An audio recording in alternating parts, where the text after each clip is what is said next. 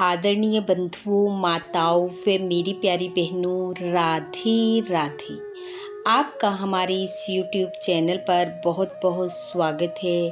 बंधुओं, आज हम इस वीडियो में ज्येष्ठ कृष्ण पक्ष में आने वाली अपरा एकादशी का महत्तम व कथा सुनेंगे, जिसे सुनने सुनाने से भगवान श्री हरि की कृपा से समस्त पापों का नाश होता है व अनंत शुभ फलों की प्राप्ति होती है।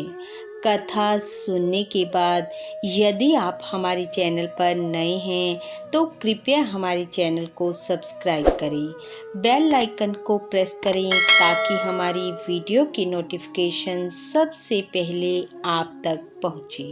वीडियो को शेयर व लाइक भी जरूर करें। युधिष्ठिर बोले, हे जनार्दन, ज्येष्ठ मास के कृष्ण पक्ष की एकादशी का क्या नाम है? मैं उसका महत्तम सुनना चाहता हूँ। भगवान श्री कृष्ण बोले, हे राजन, तुमने संसार के हित के लिए बहुत सुंदर प्रश्न किया है। यह अपरा एकादशी बहुत पुण्य देने वाली, बड़े बड़े पापों को नष्ट करने वाली, अनंत फल देने वाली है। जो अपरा का व्रत करते हैं वे संसार में प्रसिद्ध हो जाते हैं। ब्रह्म हत्या, गोत्री की हिंसा और गर्भ हत्या, दूसरे की निंदा, पर स्त्री गमन, ये सब पाप अपरा के व्रत करने से नष्ट होते हैं। झूठी गवाही देने वाला, झूठी प्रशंसा करने वाला, झूठ बोलने वाला, मिथ्या वेद पाठी ब्राह्मण, ढोंग रचने वाला, ठग, कपटी वैद्य, ये सब नरक के गामी होते हैं। परंतु हे राजन, अपरा के सेवन करने से ये सब पाप छूट जाते हैं। जो क्षत्रिय युद्ध से भाग जाता है वह घोर नरक में पड़ता है, परंतु अपरा का सेवन करने से वह निष्पाप होकर स्वर्ग को जाता है।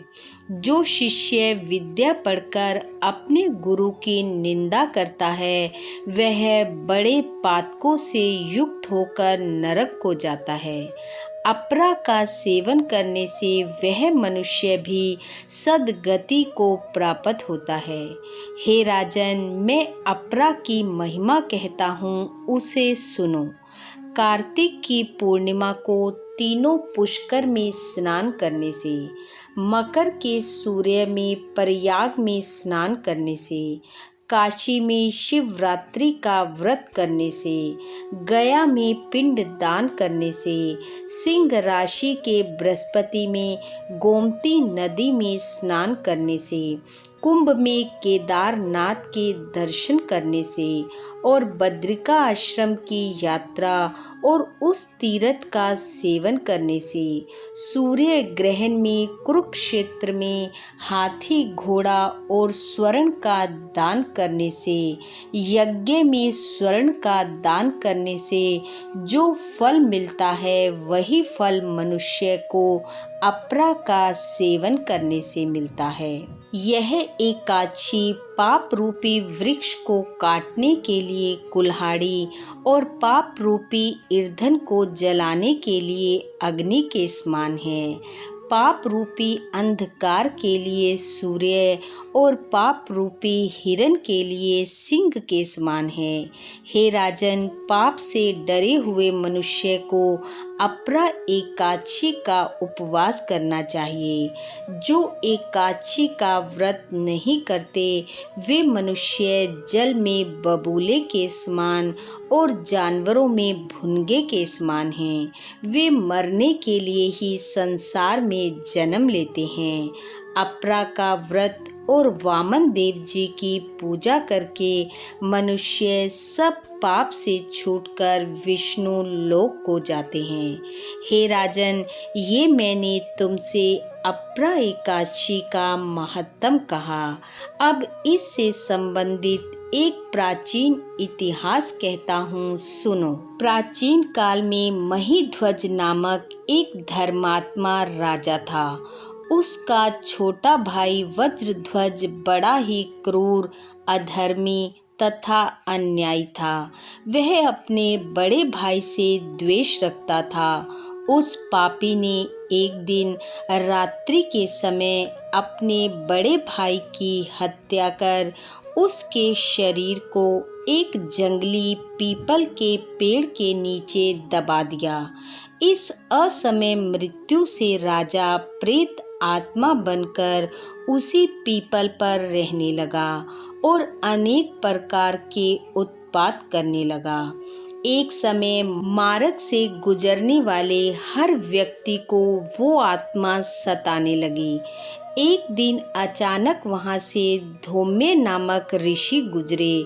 उन्होंने प्रेत को देखा और अपने तप के बल से उस प्रेत के अतीत को जान लिया और अपने तप के बल से ही प्रेत आत्मा के उत्पात मचाने का कारण भी उन्होंने ज्ञात कर लिया। ऋषि ने प्रसन्न होकर उस प्रेत को पीपल के पेड़ से उतारा तथा परलोक विद्या का उपदेश दिया। दयालु ऋषि ने राजा को प्रेत योनि से मुक्ति दिलाने के लिए स्वयं ही अपरा एकादशी का व्रत किया और व्रत का पुण्य प्रेत को अर्पित कर दिया। एकादशी व्रत का पुण्य प्राप्त करते ही वह प्रेत योनि से छूटकर ऋषि के सामने दिव्य रूप धारण करके खड़ा हो गया और ऋषि को धन्यवाद देता हुआ पुष्पक विमान में बैठकर विष्णु लोक को चला गया। भगवान श्री कृष्ण युधिष्ठिर को संबोधित करते हुए कहते हैं कि हे राजन, यह अपरा एकादशी का महत्तम व कथा मैंने लोक हित के लिए तुमसे कही। इसे पढ़ने अथवा सुनने से मनुष्य सब पापों से छूटकर विष्णु लोक को जाता है। बोलो विष्णु भगवान की जय। बंधुओं, भगवान श्री हरि की कृपा आप व आपके परिवार पर सदैव बनी रहे। आपका घर आंगन खुशियों से महकता रहे। इन्हीं शुभकामनाओं के साथ आप सबका बहुत बहुत धन्यवाद। राधे राधे।